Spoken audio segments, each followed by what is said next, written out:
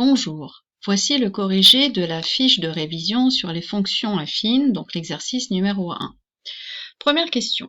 Donc on veut savoir pour la fonction qui est définie par f de x égale à moins 3/2 de x plus 3, que vaut 3. Donc 3, c'est ce qu'on appelle ici l'ordonnée à l'origine.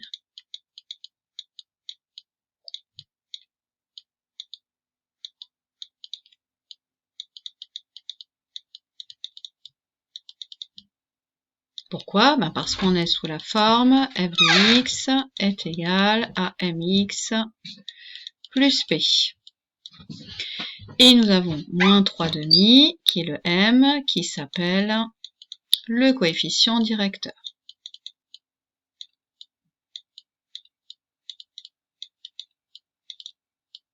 Donc ça c'est le vocabulaire de base concernant ces fonctions.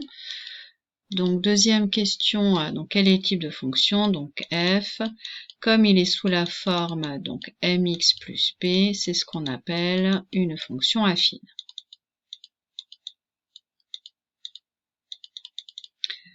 Ensuite, pour le tableau de signes, donc on va déjà résoudre moins 3/2x plus 3, donc qui est f de x. On va voir à quel moment est-ce que l'image est positive.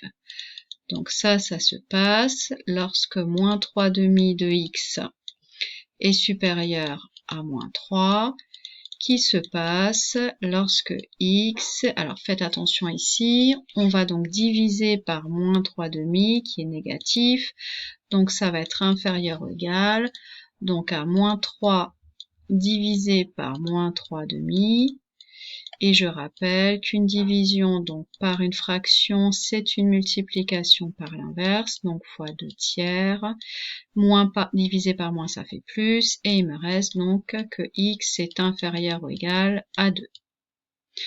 Donc j'obtiens finalement le tableau de signes suivant, x f de x sur la deuxième ligne. La fonction est définie donc de moins l'infini jusqu'à plus infini. Le changement de signe s'opère en x égale à 2, donc là, la fonction vaut 0. Donc quand x est plus petit que 2, la fonction est positive, donc on a positive avant et négatif après. Voilà.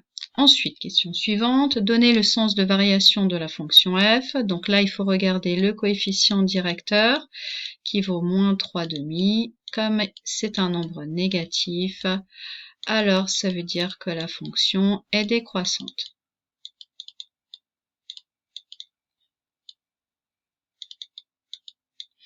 Et maintenant, pour le tableau de variation, je le fais ici. Donc toujours x, f de x sur la deuxième ligne, toujours de moins l'infini à plus l'infini. Je vais ensuite mettre une flèche qui va vers le bas puisque la fonction est décroissante. Alors, comme la fonction est décroissante, par définition, ça veut dire que si a est plus petit que b, alors l'image de a sera forcément plus grande que l'image de b. Et ce qui nous donne la réponse à la question suivante. Ensuite, pour tracer donc la fonction, donc je vais tracer ici avec le coefficient directeur et l'ordonnée à l'origine. Donc je sais que P est égal à 3, ça veut dire que je vais avoir le point 0,3 sur la droite. Ensuite, M est égal donc à moins 3/2. Je rappelle que c'est le mouvement vertical sur le mouvement horizontal. Donc à partir du point ici, 0,3, je me déplace de 2 unités vers la droite et je vais descendre de 3 unités. Ce qui me donne un nouveau point. Donc ici 2 unités et ici moins 3. Et je vais ensuite tracer la droite qui passe par ces deux points.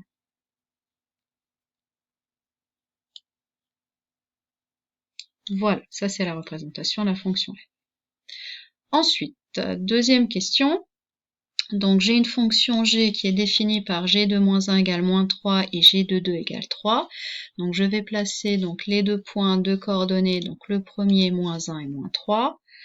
Moins 1, moins 3, le premier point est là. Je vais peut-être changer de couleur. Hop, on va le mettre en vert. Et le deuxième point de coordonnées 2 et 3. 2 et 3, il est ici. Voilà, comme j'ai 2 points, je sais que la fonction est affine, donc sa représentation graphique est une droite. Donc je vais tracer la droite qui va passer par les 2 points.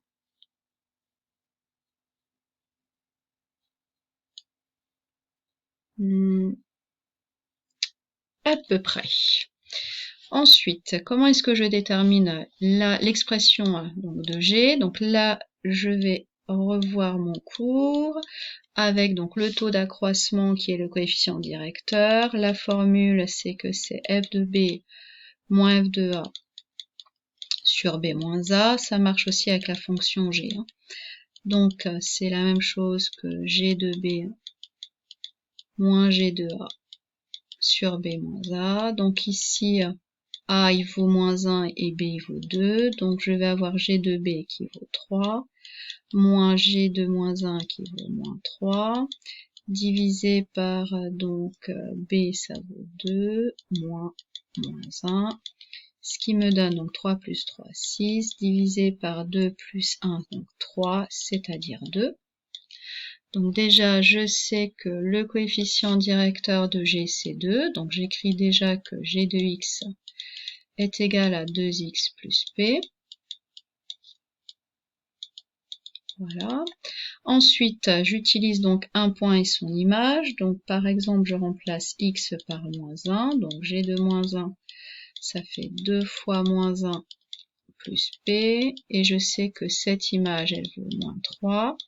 Donc ça fait moins 2 plus P1 est égal à moins 3, ce qui va me donner donc P1 est égal à moins 3 plus 2, à savoir moins 1.